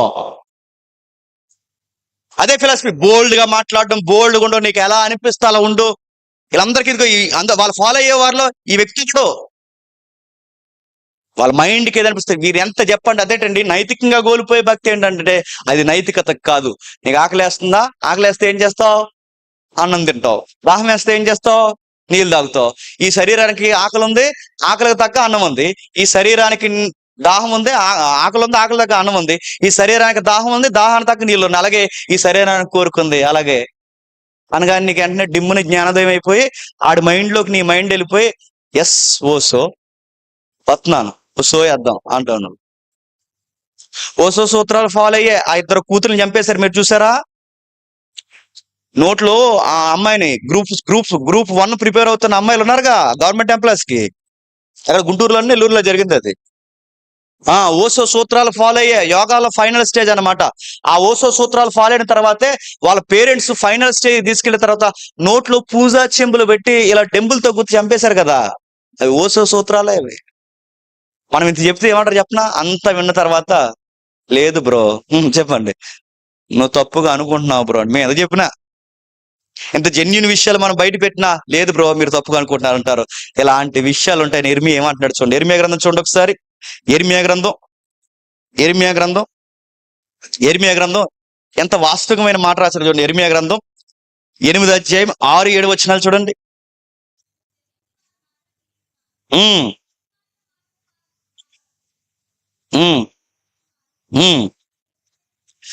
నేను ఏమి చేసేదనని చెప్పి తమ చెడుతనమును గూర్చి పశ్చాత్తాపపడువాడు ఒకడును లేకపోయెను. ప్రతి వాడును తనకిష్టమైన మార్గమునకు తిరుగుచున్నాడు.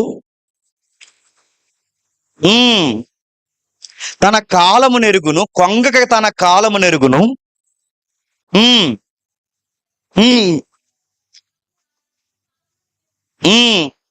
అయితే నా ప్రజలు యెహోవా జెన్యూన్ రిపోర్ట్ ని వాళ్ళు ఎప్పటికీ ఎరగరు. ఎంత బాగా రాస్తున్నాడు చూడండి 6వ వచనంలో, నేను చెవియొగ్గి వారి మాటలు విని ఉన్నాను, పనికిమాలిన మాటలు వారు అనుకొనుచున్నారు.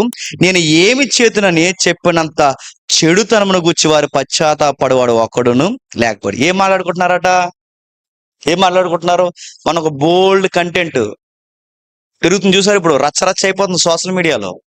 ప్రధానమంత్రి చేతుల మీదుగా అవార్డు తీసుకున్న యూట్యూబర్, నార్త్లో ఉన్న ఒక యూట్యూబర్, ప్రధానమంత్రి చేతుల మీదుగా ఒక అవార్డు తీసుకున్న ఒక యూట్యూబర్. అంటే ప్రధానమంత్రి గుర్తించాడు ఏమని, ఈ బిడ్డకి ఆధ్యాత్మిక చింతన ఎక్కువ అని. అలాంటి ఆధ్యాత్మిక చింతన ఎక్కువ ఉన్న అతగాడి పేరు ఏదో ఉందండి, ఏదో పేరు ఉంది. ఎవరైనా ఫాలో అయ్యారు కరెంట్ విషయం? ఇలా అయితే మీరు పాస్ అయినట్టే. ఇలా ఈ ఈ వ్యక్తికి ఆ చక్కటి ఒక ఉత్తమ గ్రహీత అంటే ఒక మంచి ఆత్మీయ తీవ్రత కలిగిన ఇంటర్వ్యూలు ఇస్తుంటాడు యూట్యూబ్ లో. మంచి యూట్యూబర్ అన్నమాట. ఆయన తీసుకునేది నెలకి వాళ్ళు చేసే ప్రోగ్రామ్స్ కి, ఈ పనికిమాల ప్రోగ్రామ్స్ కి సుమారు యూట్యూబ్ నుంచి వాళ్ళు సంపాదించేది 2-3 కోట్లు నెలకి, 2-3 కోట్లు జస్ట్ వ్యూస్ మీద. అలాంటి వ్యక్తికి ప్రధానమంత్రి దేశ గౌరవం ఇచ్చి అతనికి అవార్డు ఇస్తే ఎప్పుడు మంచి మాటలు మాట్లాడతాడని ఇస్తే, డార్క్ కామెడీ అని ఒకటి వచ్చింది ఈ మధ్య, తెలుసా? Dark comedy. ఆ డార్క్ కామెడీలో కూర్చొని ఇతగాడు ఏమైనా జోక్ చేశారు తెలుసా? ఇతగాడు ఫారెన్ జోక్ ఒకటి పెట్టుకొచ్చాడు. ఆ ఫారెన్ జోకులు అంటే ఎంత బోల్డ్ గా మాట్లాడితే అంత జెన్యున్ కామెడీ అన్నమాట. వాళ్ళ దృష్టిలో, వాళ్ళ మైండ్ లో అలా ఉంటది. వాళ్ళు తప్పులు మాట్లాడుతామని అనుకోలు. ఇవి తప్పుడు మాటలని వాళ్ళ పశ్చాత్తాపడరు. అందులో అతగాడన్న మాట ఏంటి తెలుసా? అందులో ఒక క్వశ్చన్ అడుగుతా, ఒక అమ్మాయి అడుగుతుందో అబ్బాయి అడుగుతున్నారు, క్వశ్చన్ అడుగుతున్నారు. అది వార్తల్లో కూడా వచ్చింది. ఆ క్వశ్చన్ ఏమని అడుగుతున్నారంటే, ఇదిగో మీ మమ్మీ డాడీ, మాట అంటున్నాను ఏమనుకోకండి, మీ మమ్మీ డాడీ బెడ్రూమ్ లో ఉన్నప్పుడు నువ్వేం చేస్తావు? చూస్తావా, స్టాప్ అని చెబుతావా అన్నాడు. ఇది జోక్ అంట. ఇది జోకట. ఇలాంటి జోక్ చేసిన ఎవడో తెలుసా? ప్రధానమంత్రి గారి చేతుల మీద అవార్డు తీసుకున్నాడు. ఇలాంటి డైలాగులు ఉన్న సినిమాలు హిట్, ఇలాంటి డైలాగులు ఉన్న ప్రోగ్రామ్స్ హిట్. మీరు గమనించిన కావాలంటే ఇప్పుడు వేస్తున్న స్కిట్ తెలుసు కదా, జబర్దస్తిలో. ఆ జబర్దస్తిలో స్కిట్లన్నిటి చెప్పండి డార్క్ కామెడీ అంటారు. దాన్ని డార్క్ కామెడీ అంటే తెలుసా? డబల్ మీనింగ్ తో మాట్లాడడం, డబల్ మీనింగ్ తో మాట్లాడడం, పోకిరి మాటలు మాట్లాడడం, సంసారం మీద జోకులు వేయడం. మరి ఇది మీకు తప్పు అనిపించదురా? సొసైటీలో బతుకుతారు, ఇది మీకు తప్పు అనిపించదురా అంటే అనిపించదు. ఎందుకు చేసిన వాళ్ళ మైండ్కి చెప్పండి ఒక మైండ్ ఉంది. వాళ్ళ మైండ్కి ఒక మైండ్ ఉంది కనుక వాళ్ళకి నైతికత ఏంటి, ఈ మాట ఎలాంటి ప్రభావం చూపిస్తుంది మీకు గమనించండి. ఇలాంటి వాళ్ళని పిలిచి, ఇలాంటి వాళ్ళు అంటే భయంకరమైన డబల్ మీనింగ్ డైలాగులు మాట్లాడే యాక్టర్లను తీసుకొచ్చి ప్రభుత్వాలు వాళ్ళకి చిన్న చిన్న పదవులు ఇస్తున్నాయంటే ఇంకేమనాలండి? అంటే వీడు ఏం చేస్తాడు? ప్రభుత్వానికి ఏం చేస్తాడు? ఓసాకి మీకు ఒక విషయం చెప్పిన, ఓసే తెలుసుగా, పనికిమాల ఫిలాసఫీ చెప్పినాడు. ఓసేకి ఇందిరాగాంధీ ప్రధానమంత్రిగా ఉన్న టైంలో ఇందిరాగాంధీ పాలిటిక్స్ లోకి ఓసేని ఆహ్వానించిందంటే ఏమనుకోవాలండి? మీకు ఏమర్థం అవుతుంది అంటే ఇదో రకమైన మైండ్లు ఉంటాయి అన్నమాట. ఇది తప్పు ఒప్పు వాళ్ళకి ఎన్ని చెప్పరా, ఎందుకంటే వాళ్ళకి ఒక ఫిలాసఫీ ఎడుస్తుంది. వాళ్ళు కూర్చున్నప్పుడు ఒక గౌరవం గాని, ఒక మర్యాద గాని, సర్లే ఏంటి పలకరిది, ఇది ఏమన్నదా? వాళ్ళు కూర్చున్నప్పుడు కూడా అదో రకంగా కూర్చుంటారు చూసారా? పెద్దోడు ఉన్నాడా, చిన్నోడు ఉన్నాడా, నా కాల్ అతివైపుకి వెళ్తుందా, ఇవేముండదు.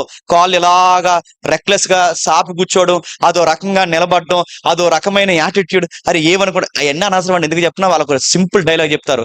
నాకు ఎలా ఉండాలనిపిస్తుందో చెప్పండి, అలా ఉంటాను. నా మైండ్ ఏది చెప్తే నాకు చేస్తాను. నీ మైండ్ ఏం చెప్తుంది? ఆ కుక్కని తినేరంటే ఆ కుక్కని తినేస్తాడు అంతే. అలా ఉన్నారు మనుషులు. చెప్తున్నాడు ఇర్మియా, చెప్తున్నాడు చూడండి. ఒక్కడికి ఏం మాట్లాడుతున్నాడో గ్రహించరు, ఏం చేస్తున్నారో ఆ చెడుతనాన్ని గురించి పశ్చాత్తాపడేవాడు లేడు. ఎందుకు ఇలా ఉన్నారంటే అసలు యెహోవా అనే ఒక న్యాయం ఉందని ఎప్పటికీ వాళ్ళకి తెలియనంత కాలము వాడేంటో వాడికి ఎప్పటికీ అర్థం కాదు. ఇంకా 9వ అధ్యాయం ముగించేద్దాం. 9వ అధ్యాయం 4వ వచనం చూడండి. మీలో ప్రతి వాడును తన పొరుగు వాని విషయమే జాగ్రత్తగా ఉండవలెను. ఏ సహోదరులను నమ్మకండి. నిజముగా ప్రతి సహోదరుడు తంత్రగొట్టియు తన సహోదరుని కొంపముంచును. ప్రతి పొడుగువాడు కొండములు చెప్పుటకై తిరుగులాడుతున్నాడు. ఈ మాటలు చదువుతుంటే మీకు ఎవరు జ్ఞాపమవుతారు? మీకు ఎవరు జ్ఞాపమవుతున్నారు ఏంటో కానీ మీకు మాత్రం మీరు జ్ఞాపరారు. ఎవరు జ్ఞాపమవుతారు చెప్పండి? ఇది ఆడి కోసమే అనిపిస్తుంది. అని నీ మైండ్ వల్ల ఆల్రెడీ ఒకరిని సెట్ చేసింది ఆ రిఫరెన్స్ కి. నీ మాటలు అర్థమవుతున్నాయా? నీ మైండ్ ఆల్రెడీ నీకు ఇది చదువుతున్నప్పుడు ఆ ఎదవ కోసమే ఇలాంటి మాటలన్నీ అనిపిస్తుంది. కానీ ఆ లక్షణాలు నీకు కూడా ఉన్నాయని నీ మైండ్ నీకు చెప్తుందా? మనం ఎప్పుడు ఏంటి చెప్పినా, జడ్జి గారి తర్వాత జడ్జి ఎవరైనా ఉన్నారంటే ఈ సొసైటీలో చెప్పండి, ఆ ఫీలింగ్ లో నిన్ను సెట్ చేసింది ఏంటి చెప్పండి? నువ్వేం చేసినా రైట్ అంటది, నువ్వెన్ని మాట్లాడినా రైట్ అంటది, నువ్వు మాట్లాడిన మాటలకి వివరణలు ఇమ్మంటది. అయ్యో తప్పు అయిందని ఎప్పుడు ఒప్పుకోలే పని చేయదు. అన్న నిజంగా ఇలా చేశాను, తమ్ముడు ఇలా చేశాను, అన్నయ్య ఇలా చేశాను, వదిన ఇలా చేశాను, ఎక్కడ మీరు చూడండి అదొక సెట్టింగ్ ఉంటుంది. అందుకే చెప్తున్నాడు చూడండి, మీలో ప్రతి వాడును తన పొరుగు వాని విషయమై జాగ్రత్తగా ఉండండి. ఏ సహోదరుడే నమ్మకండి. నిజముగా ప్రతి సహోదరుడు తంత్రగొట్టియు తన సహోదరుడును కొంపముచ్చును. ప్రతి పొరుగువాడు కొండములు చెప్పుటకై తిరుగును. ఎందుకు చెప్తున్నాడండి ఈ మాట? ఎందుకు చెప్తున్నాడంటే, ఇప్పుడు సండే అయిపోద్ది, మండే నుండి సాటర్డే వరకు మీరు బయట తిరుగుతారు. మీరు బయట తిరిగినప్పుడు మీ భావాలన్నీ ఎలాంటోడితో పంచుకుంటున్నారో జాగ్రత్త అంటున్నాడు యిర్మీయా. మనకు భావాలు ఉంటాయిగా, కొన్ని ఫీలింగ్స్ ఉంటాయిగా, మన పరిస్థితులు ఉంటాయిగా, అవి నువ్వు ఎవరితో పంచుకుంటున్నావు? నీ ఫ్రెండ్ సర్కిల్ ఎలాంటి వాళ్ళో జాగ్రత్త. ఎందుకంటే నీ ఫ్రెండ్ సర్కిల్ కూడా ఏముంటది, ఒక లౌకికమైన మైండ్ ఉంటది. ఆ లౌకికమైన మైండ్ ఉన్న వాళ్ళకి నువ్వెళ్ళి నీ భావాలన్నీ వాళ్ళకి చెప్తే వాళ్ళు నీకు ఎలాంటి సలహాలు ఇస్తారు చెప్పు? లౌకికమైన సలహాలు ఇస్తారు. అంటే ఇప్పుడు ఆ తంత్ర కొట్టే సలహాలు నువ్వు తీసుకుంటే నువ్వేమవుతావు? అంత కలిసిపోతావు. ఇంక నిన్ను ఎవడు బాగు చేయడం అని చెప్తున్నాను. నీ సర్కిల్ ఏంటి? నువ్వు ఎవరితో, నీ ఫీలింగ్స్ ఎవరితో పంచుకుంటున్నావు?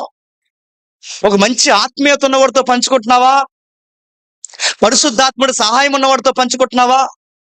దేవుడు లేఖనానుసారంగా నిర్ణయం చెప్పే ఒక సర్కిల్ నీకుందా? అరే ఇలా చేయాలరా, ఇలా చేయకూడదని నీ భావాలు పంచుకున్నానా?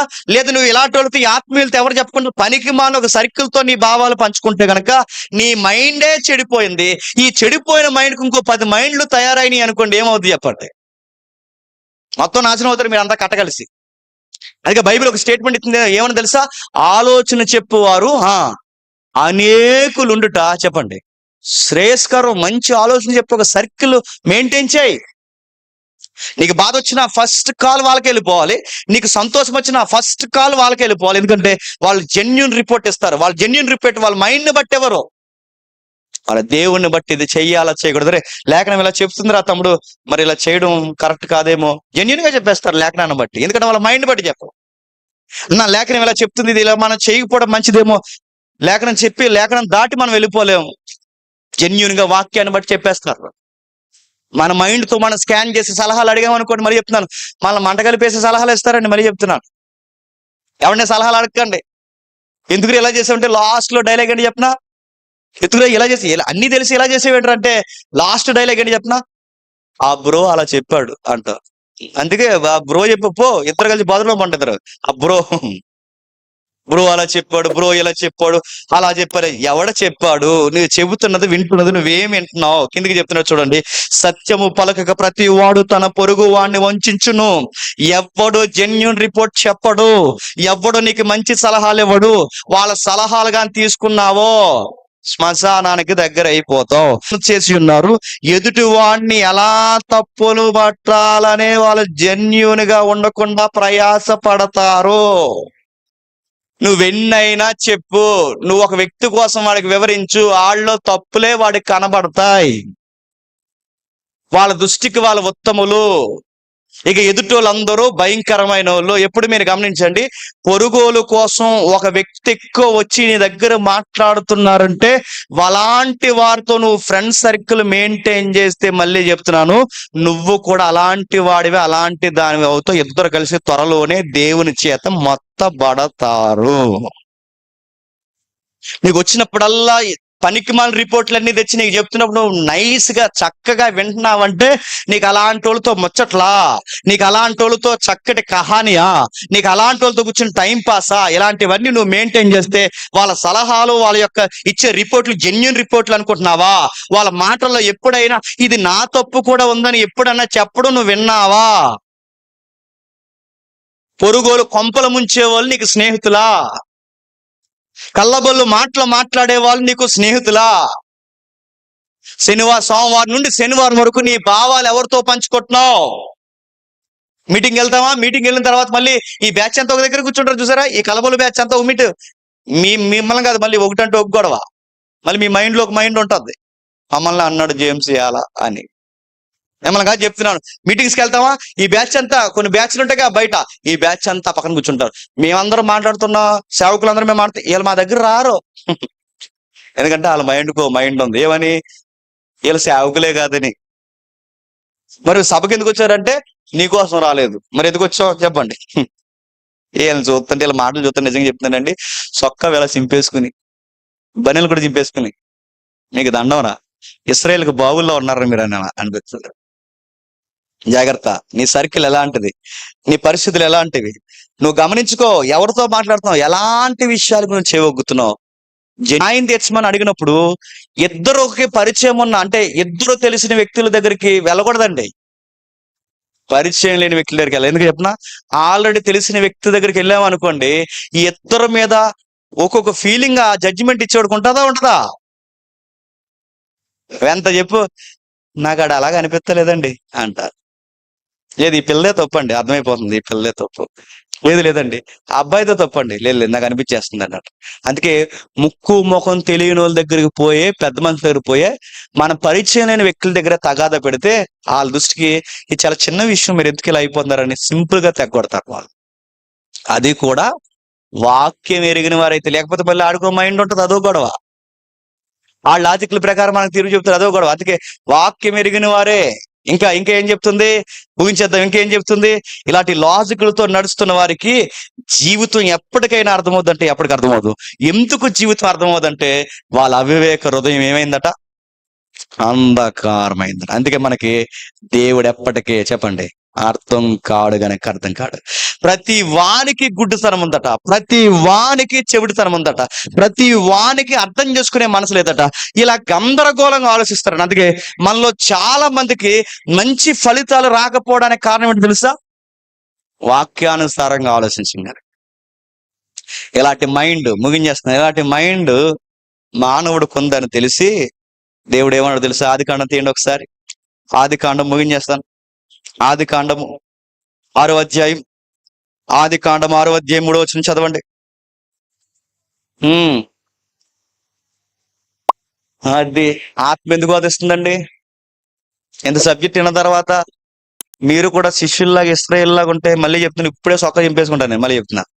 చెప్పండి, ఈ రెఫరెన్స్ అర్థం ఏంటి చెప్పండి. ఆత్మ నరులతో ఎల్లప్పుడూ చెప్పండి ఎందుకు వాదిస్తుంది ఆత్మ, చెప్పండి. వాళ్ళకి ఎంత చెప్పిన మైండ్లో ఏం పెట్టుకున్నారు చెప్పిన, వాళ్ళు ఒకటి నమ్మారు, మీరెంత సత్యం చెప్పినా వాళ్ళకి ఎక్కదు. అందుకే ఇది తప్పురా, అలా ఆలోచించకరా, నీ మైండ్ కరెక్ట్ కదని ఇలాంటి వంకర మైండ్తో ఎవరు వాదిస్తారట, పరిశుద్ధాత్ముడు వాదిస్తాడట. మారు మనసు అంటే ఏంటి చెప్పనా, నీ పనికి మాలిన మైండ్కి ఒక మైండ్ సెట్ ఉంది, ఆ మైండ్ సెట్ ను మార్చుకోవడమే చెప్పండి మారు మనసు. నీకు ఒక మైండ్ సెట్ అయిపోయింది, దాన్ని మార్చినంత కాలము నీకు మారు మనసు లేదు. ఆ మారు మనసు ఇలా ఉండాలని నీతో, నీ మైండ్ తో ఫైట్ చేసేది ఒకరు ఉన్నారు, నీ మైండ్ తో, నీ కాన్షియస్ తో ఫైట్ చేసేది ఉన్నారు. ఎవరు ఆయనంటే బైబిల్ చెప్తుంది, ఆయన పేరు పరిశుద్ధాత్మ దేవుడు. వాదిస్తాడు వాదిస్తాడు, మరి నీది లాజిక్ కాదని చెప్తాడు, నువ్వు రీజనబుల్ గా లేవని చెప్తాడు, నువ్వు రైట్ వేలో లేవని చెప్తాడు, నీతో వాదన పెట్టుకుంటాడు, నువ్వు వెన్నని చెప్పు, నువ్వు చేస్తున్న తప్పు అని నీలో ఒక గద్దెంపు తీసుకొస్తాడు. అది పరిశుద్ధాత్మ మన మైండ్ తో ఫైట్ చేస్తాడు. దేనిని గురించి వాదిస్తాడు, దేనిని గురించి వాదిస్తాడు, నీతిని గూర్చియు, పాపమును గూర్చియు, చెప్పండి తీర్పును గూర్చి వాదిస్తాడు. రే నువ్వు ఇలా చేస్తూ నువ్వు ఎంత సమర్థించుకో, నీకు ఒక తీర్పు ఉంది, నువ్వు ఒప్పుకోకపోతే అన్నట్టు. నీతిని గురించి ఒప్పిస్తాడు, పాపమును గురించి ఒప్పిస్తాడు, భయంకరమైన విషయాల గురించి ఒప్పిస్తాడు. నీ మైండ్ సెట్ తో ఆయన ఫైట్ చేస్తాడు. అందుకే పరిశుద్ధాత్ముడిని దేవుడు మనకు అనుగ్రహిస్తా ఉన్నాడు. ఈ పరిశుద్ధాత్ముడు రాకపోతే ఎప్పటికీ దేవుడు మనకు అర్థం కాడండి. ఎందుకంటే నీ మైండ్ లో నుంచి దేవుడిని చూస్తావు కనుక, దేవుడు నీకు సముద్రం మీద నడిచి వెళ్ళిపోయి దేవుడు నీకు దేవుడు కనిపించడు, రొట్టెలు పంచడానికి దేవుడు కనిపించడు, 5,000 మందికి 4,000 మందికి నీకు అద్భుతాలు చేసిన దేవుడు కనిపించడు. ఎప్పటి వరకు ఈ దేవుడు నువ్వు బలంగా నమ్మవో తెలుసా, పరిశుద్ధాత్మ శక్తి మన మీదకి దిగేంత వరకు చెప్పండి ఈ దేవుడిని మనం బలంగా నమ్ము. శిష్యులు ఎప్పుడు చెప్పండి, పరిశుద్ధాత్ముడు పెంతుకొస్తూ దినాన్న వారి మీదకి బలంగా వచ్చినప్పుడు అప్పుడు నమ్మారు. ఎంత నమ్మకం వాళ్ళకి ఎలా పెరిగిపోయింది. ఒకటి పునరుద్ధానం, 2 పరిశుద్ధాత్ముడు శక్తి. ఈ 2 ఎప్పుడైతే జరిగాయో ఆ పునరుద్ధానంలోనూ పరిశుద్ధాత్ముడు ఉన్నాడు, వీళ్ళ మీదకి దిగడంలోనూ పరిశుద్ధాత్ముడు ఉన్నాడు. ఈ 2 ఎప్పుడైతే జరిగాయో అప్పుడు ఏమన్నారు తెలుసా, మేము విన్న వాటిని కన్న వాటిని చెప్పకుండా ఉండలేమన్నారు. మరి ఇందాక విన్నారు, కన్నారు, చూశారు, మరి అప్పుడెందుకు నమ్మలేదంటే అప్పుడు ఎలాగని బుర్ర చెప్పండి ఈ పరిశుద్ధాత్ముడు వచ్చిన తర్వాత ఎలిగింది. కొన్ని వాక్యాలు కొన్ని సంవత్సరాల నుంచి మంచి చదువుతారు, వాళ్ళకి అర్థం కాదు. మనకి ఇలా చదివిన వెంటనే అర్థం అవుతుందంటే నీతో ఎవరు ఉన్నారు తెలుసా, పరిశుద్ధాత్ముడు. గుర్తుపెట్టుకో, వరాన్ని పోగొట్టుకోకు. కొంతమందికి ఎంత వాక్యం చెప్పినా వాళ్ళ మనసుకి ఏం ఎక్కదు. నీకు ఇక్కడ వాక్యం చెప్తుంటే నీ మైండ్ ఇన్వాల్వ్ అవుతుంది, నీ మనసు తేలుతుంది, నీ మనసు నిజమే, ఇది నిజమే, నా మైండ్ ఎలా ఉందని నీకు అనిపిస్తే నీళ్ళు ఎవరు పని చేస్తున్నారు తెలుసా, పరిశుద్ధాత్మ పని చేస్తున్నాడు. గుర్తుపెట్టుకో.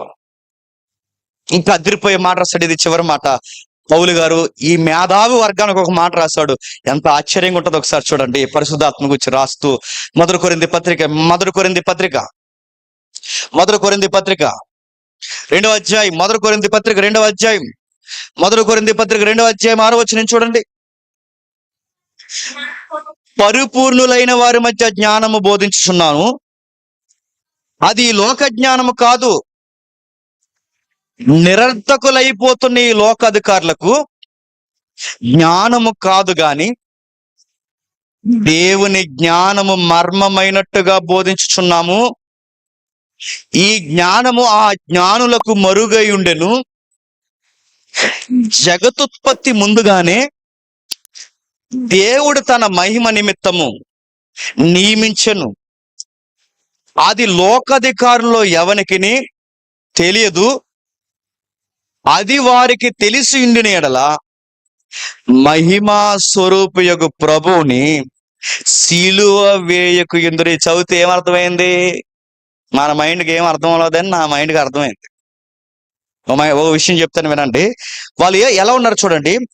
పరిపూర్ణులు అంటే ఈ లోకంలో పండిపోయిన వారి మధ్య జ్ఞానమును బోధించుచున్నాము, అది ఈ లోక జ్ఞానము కాదు. నిరర్థకమైపోచున్న ఈ లోకాధికారుల జ్ఞానము కాదు కానీ దేవుని జ్ఞానము మర్మమైనట్టుగా బోధిస్తాను. నేను అడుగుతున్నానండి, ఇంత చెప్తుంటే మీకు మర్మాలుగా అనిపిస్తుందా? అరే నిజమేనా అనిపిస్తుందా? మీరు ఇంత చెప్తుంటే మనకి ఈజీగా అర్థమవుతుంది. ఇంత పెద్ద పెద్ద విషయాలు మనకి సింపుల్గా అర్థమవుతున్నాయా?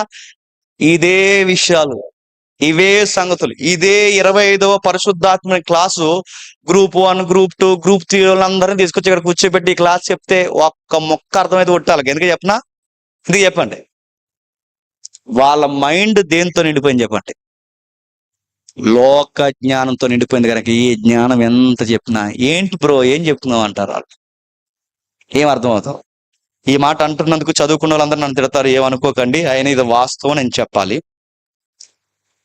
చదువుకున్న వాడికి వాక్యం చెప్తే త్వరగా అర్థమవుద్దా? చదువు లేనోడికి వాక్యం చెప్తే దేవుడు త్వరగా అర్థమవుతాడు చెప్పండి. అది అర్థమైంది మీ మైండ్కి? చెప్పండి ఎవరికి? చదువు లేనోడికే దేవుడు త్వరగా అర్థమవుతాడు. చదువు ఉన్నవాడికి ఎందుకు అర్థం అవట్లేదు చెప్పాలి. ఆడి మైండ్కి చెప్పండి ఓ మైండ్ ఉంది, అందుకడికి అర్థం అవడం. బాగా చదువుకున్న వాళ్ళని దేవుడిని బలంగా నమ్ముతారు అనుకోకండి. అంతంత మాత్రం చదువున వాళ్ళే మనకన్నా ఆత్మీయంగా ఉంటారు. మీరు చూసుకోండి కావాలని.